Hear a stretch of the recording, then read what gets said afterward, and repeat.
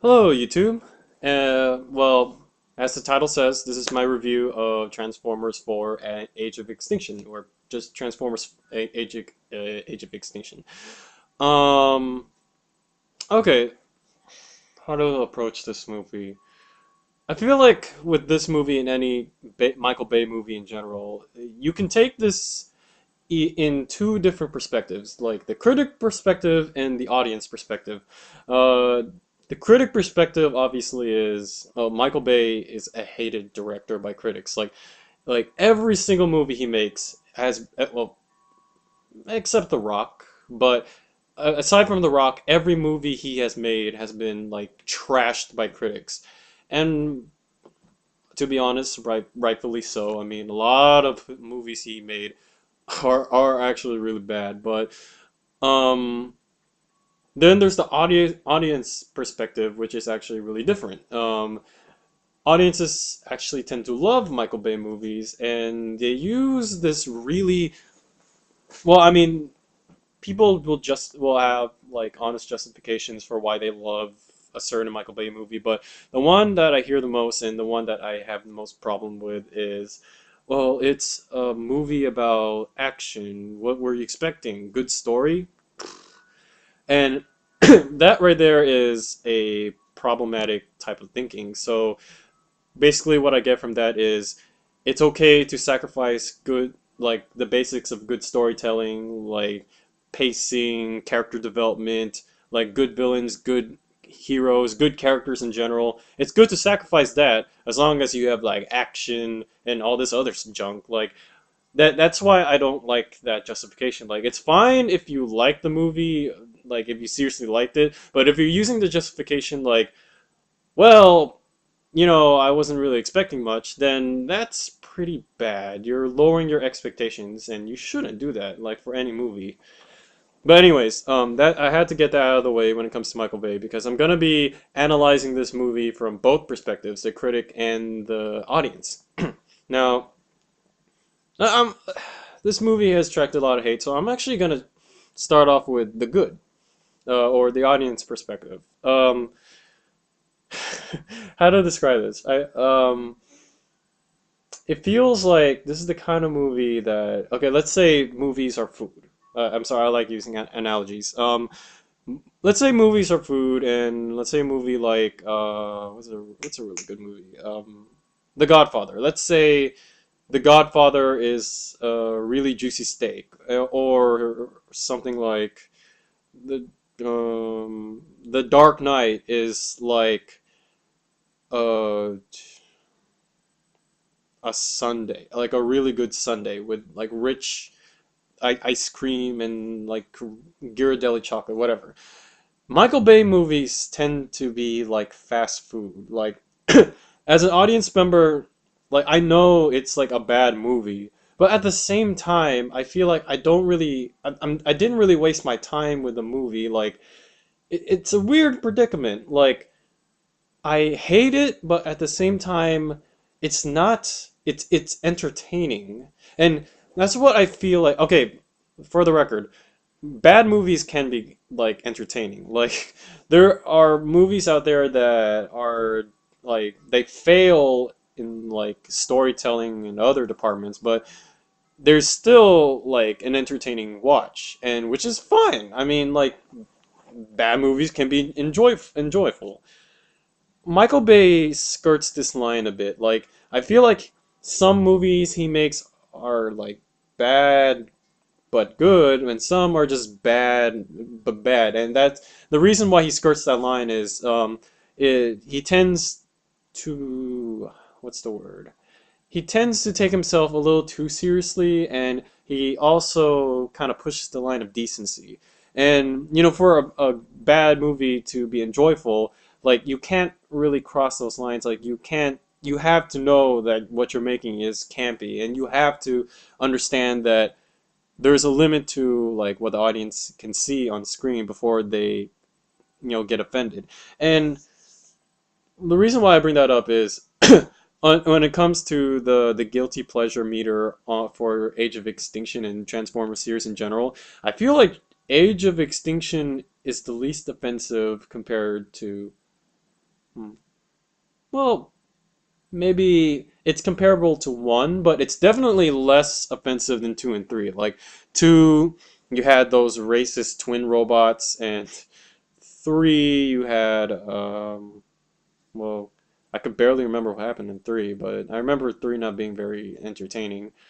But four, four was oddly like in the bad but good region, and I don't really know how to explain it, but I feel like it's because it benefits from, well, rebooting the whole cast. Like, a problem with the old series was Shia LaBeouf.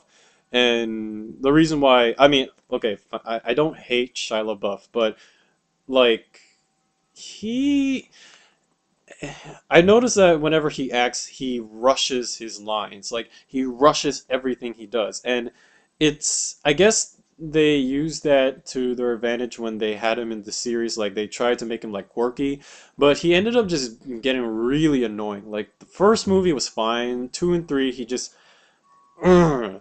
And the reason why losing Shia LaBeouf and getting Mark Wahlberg was good is because Mark Wahlberg he feels like a legit like like hero that we can get behind. Like okay, fine.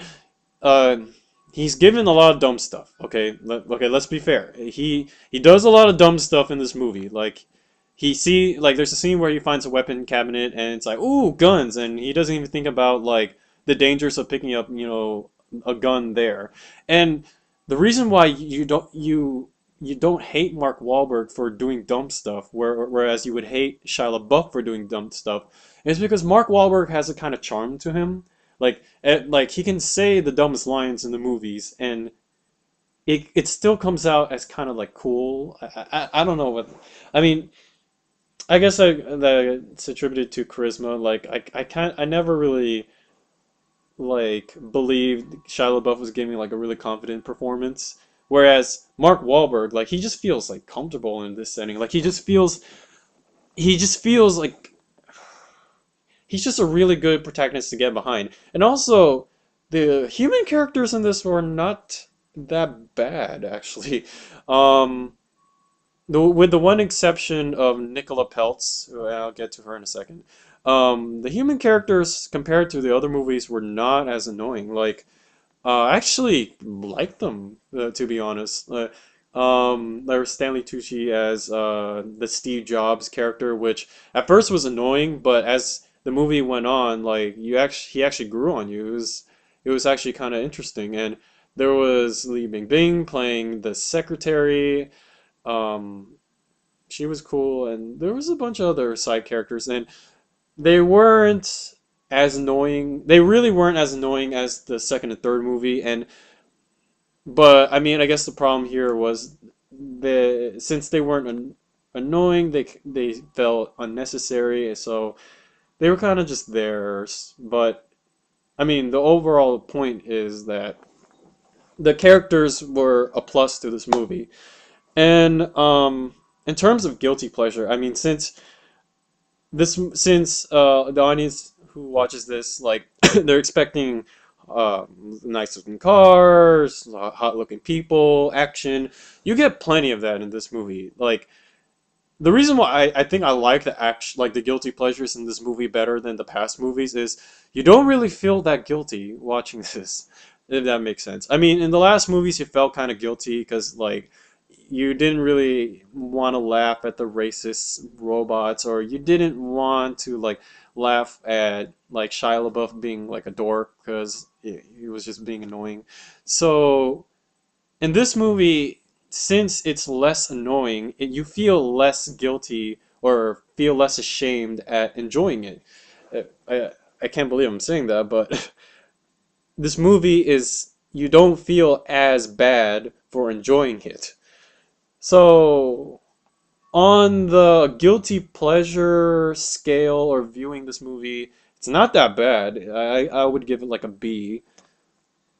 On Okay, now time to get negative. On the critic perspective, okay, this is gonna be a while. On the critic perspective, I'm already just gonna say it out loud. I'm gonna give this a D. a letter grade D because this was bad in terms of in the point of view of critics. Like, uh, my first and like most grave offense that I saw in this movie.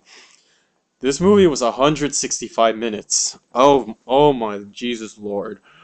It did not need to be 165 minutes. Like, I was sitting in the theater, and near the halfway point, like I think the highway battle, with Galvatron, I turned to my sister and I tell her, "Are we near the end of the movie?" And we still had like a whole length of movie to go. It was way too long, and usually I don't mind long movies, but the thing is, if your movie is going to be so god awfully long, make sure there's like something substantial to hold you like for that length.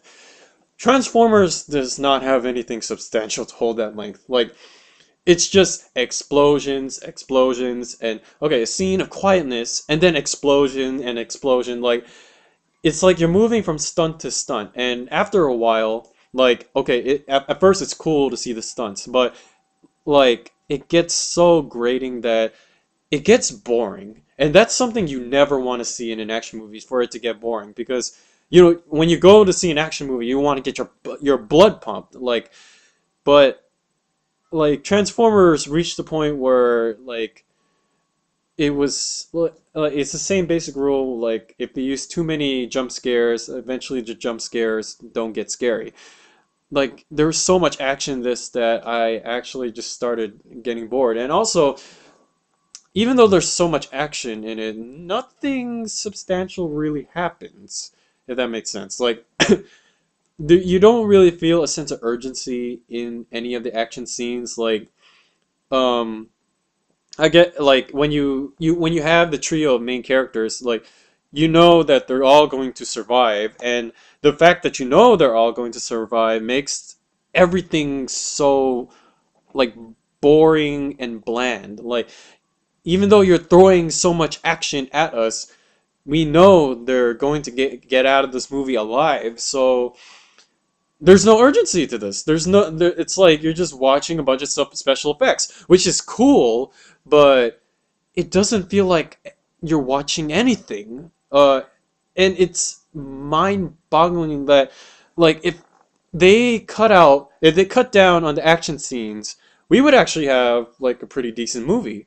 But since it lasts so long, the action scenes that are supposed to feel really cool just feel really slow, not slow, but really uneventful. And that's why the 165-minute running time is so detrimental to this movie.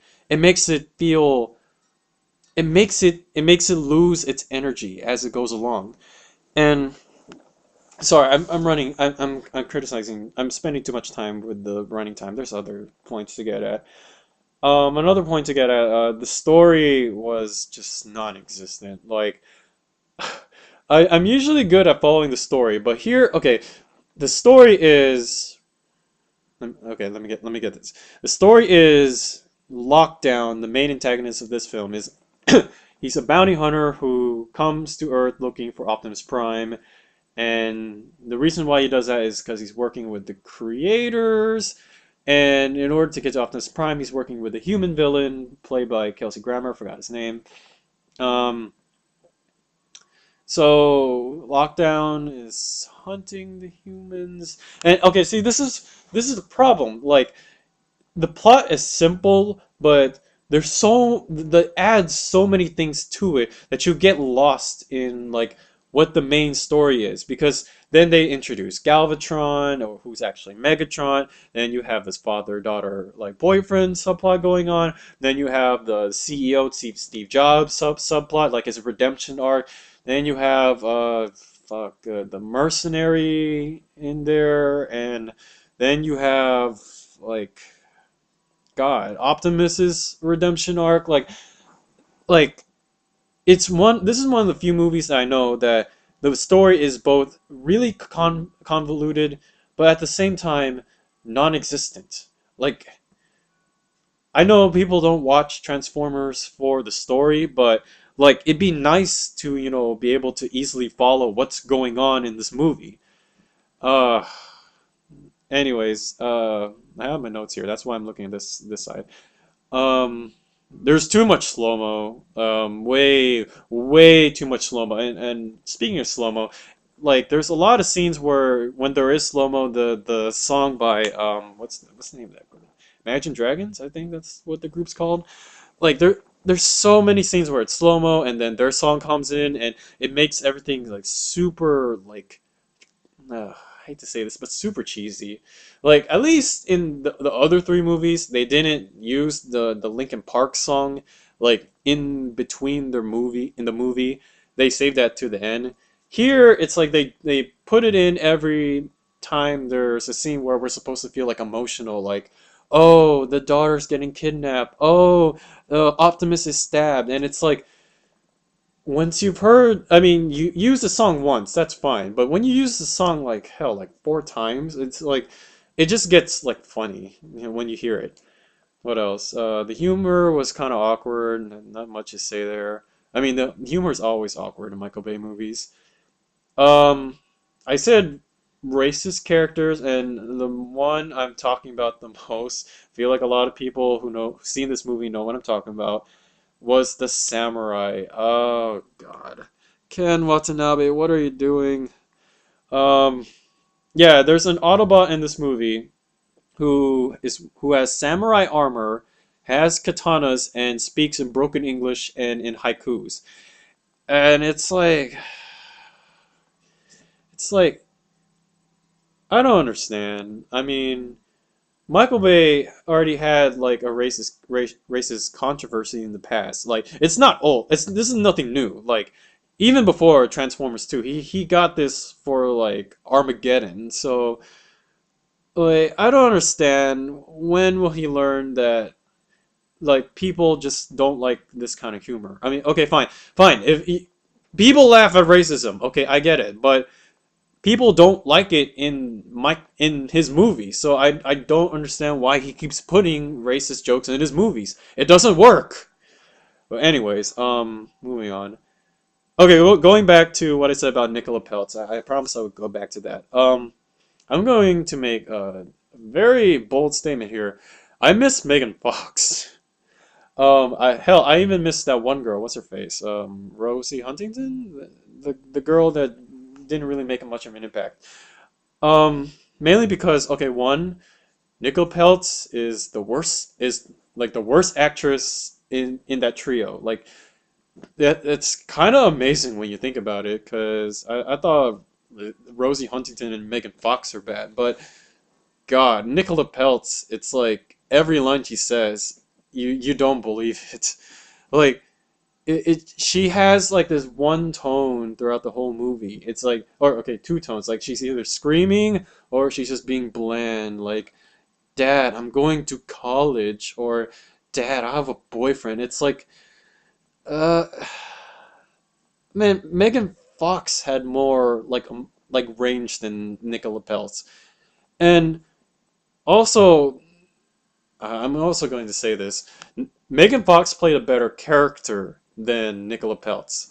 Okay, because at least, okay, give Megan Fox's Michaela character like shit all you want. But at least Michaela was her own character.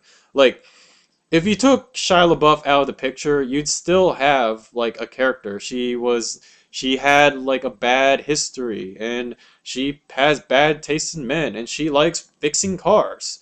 She has her own character. Nicola Peltz, she's a daddy's girl and she's in love with her boyfriend.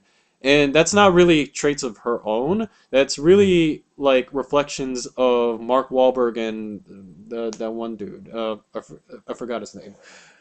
She's not her own character in this movie, and it's it's really jarring when I think about it, because not only does she not have her own character in this movie, she has no development. Like okay, fine. The one development that you can say is that she has is still a reflection of Mark Wahlberg. Like she goes from disapproving of her dad to approving of her dad. And you know that's not on her part. That's more on what how the audience views Mark Wahlberg. Like her approving of Mark Wahlberg is more of like a confirmation that his character has achieved his arc. Like he has redeemed himself. Like Nicola Peltz has like no character in this movie, and it's so infuriating to watch because she's the main female character. Like you have 165 minutes of running time and you give her like nothing to do except scream and like build on your two main male characters. Like Jesus, the boyfriend has more character development than she did. It's like oh God, I don't know why this is irritating more uh than I wrote it. Like when I wrote my note, like it wasn't as irritating. Like now that I'm saying how irritating it is, it's like God. Now I'm realizing just how irritating it is. Like she was just there for the male characters and also for eye candy. Like okay, this was kind of awkward, but she's playing a 17-year-old, and Michael Bay took the time to get like an ass shot of her. Okay, it's not like her complete ass, but you can tell he's in that region. It's like so we're sexualizing teenagers now. Like okay, okay, fine, Michael Bay. Um, anyways, so my final note. Well, I said this before. It took itself too seriously. Like, I mean, the part that really took me out of it was when Kelsey Grammer was introducing Cemetery Wind. It's like, oh, these are terrorist aliens that we had to all take down, and the CIA has this Black Ops unit. It's like, what? What are you doing? This is a Transformers movie. You're not Tom Clancy. It's like, what movie? It's like, this is not. It doesn't feel like a. This belongs in a Transformers movie. The Cemetery Wind subplot, and like I know that he's a huge role in this movie, but the whole CIA subplot, like it made the movie uncomfortable because it brought in like these images of like what like actual Black Ops teams. Like I go to a Transformers movie to for escapist fiction, and you're pushing all this like real world like politics in my face. Like okay, fine, I don't mind real world politics, but not in a Transformers movie. Okay, it doesn't work. All right, it didn't work in the last three movies. I don't know why Michael Bay keeps pushing this down, but anyways, okay, that's my critic perspective. Critic perspective is bad, but audience perspective, I can see why people would like it. So B from the audience, D for the critics. I guess it averages out to a C. I know I was really harsh on it, but to be honest, like I don't feel like I wasted my money seeing it. Um, it's long, it's loud, it's really really annoying in some aspects, but in other aspects, it's fun, I guess. Like, I don't think it deserves the 18% it got on Rotten Tomatoes. I feel like at least a good 40, 45, maybe even 50 if I'm being nice. Um, Not as good as the first one, definitely better than the second and third one. Okay, let's just leave it at that. So, Transformers, not as bad as I expected. Okay?